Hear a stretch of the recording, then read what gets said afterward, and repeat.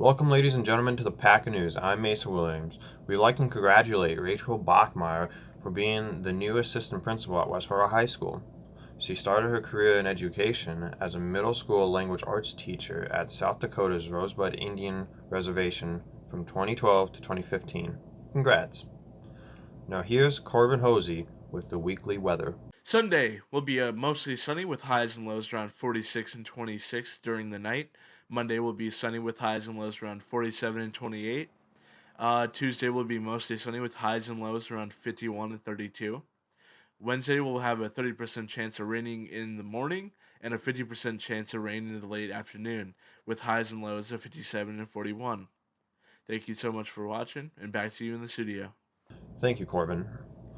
On April 27th, Governor Doug Burgum announced he will lift the restrictions that were placed on businesses to slow the spread of coronavirus.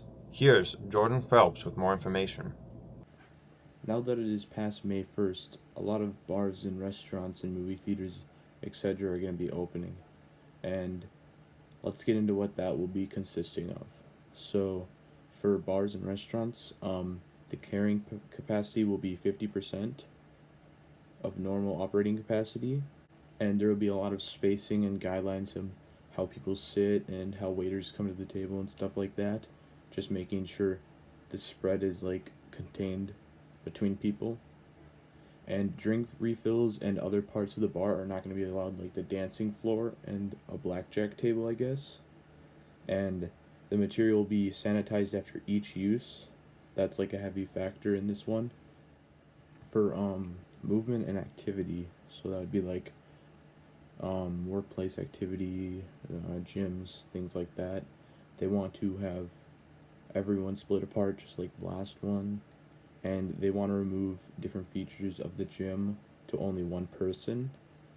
And they also want to have a kind of a file on record that you don't have any previous symptoms. For movie theaters, they want 20% of the normal operating capacity, and they also want proper spacing between groups, and these groups cannot be more than 10 people.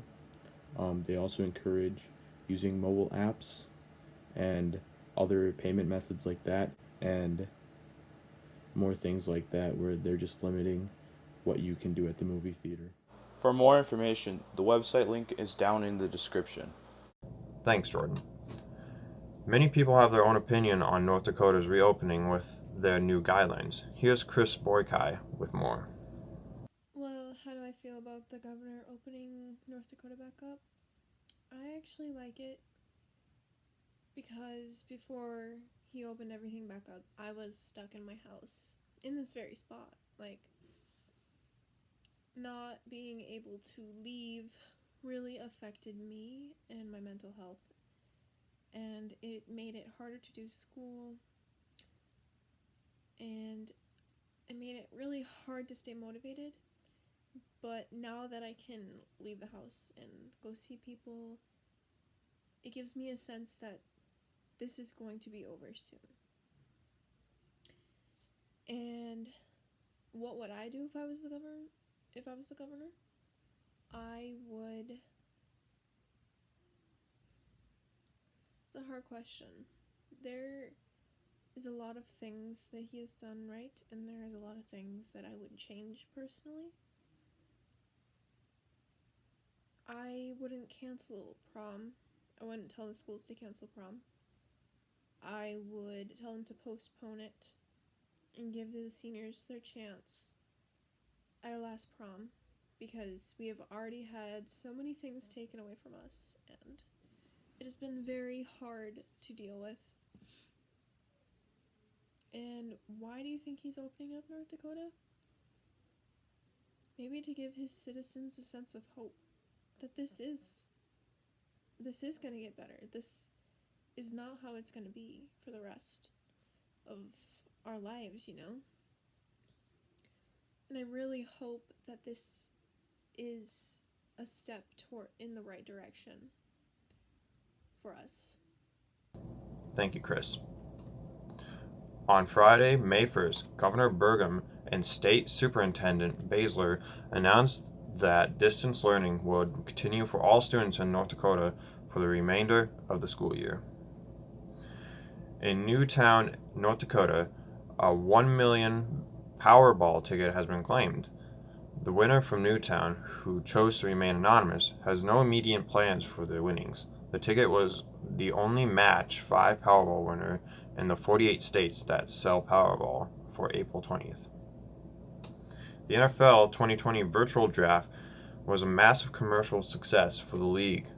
The league recorded 55 million viewers and raised $6.6 million for COVID-19 relief. Here's Derek Miller with more.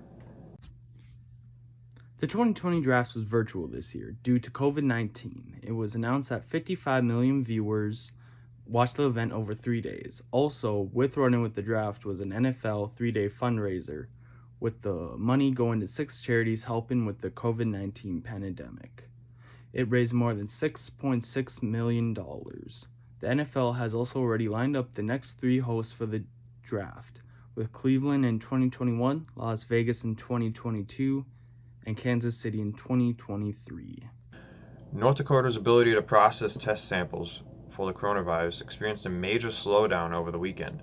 The shortage forced the cancellation of a COVID-19 testing event that was planned for Monday at the Fargo Dome, as well as testing events elsewhere, including one that was planned for Tuesday in Williston and several long-term care testing events, according to officials who said events will be rescheduled. On Monday, the Department of Defense formally released 3 Navy videos that contained unidentified aerial phenomenon, or UFOs. Here's Jeremy Sabata with more. The U.S. Pentagon recently released 3 videos of unidentified aerial phenomena, or in other words, a UFO. While this doesn't necessarily mean that aliens are communicating with us, it has left the Pentagon and millions across the U.S.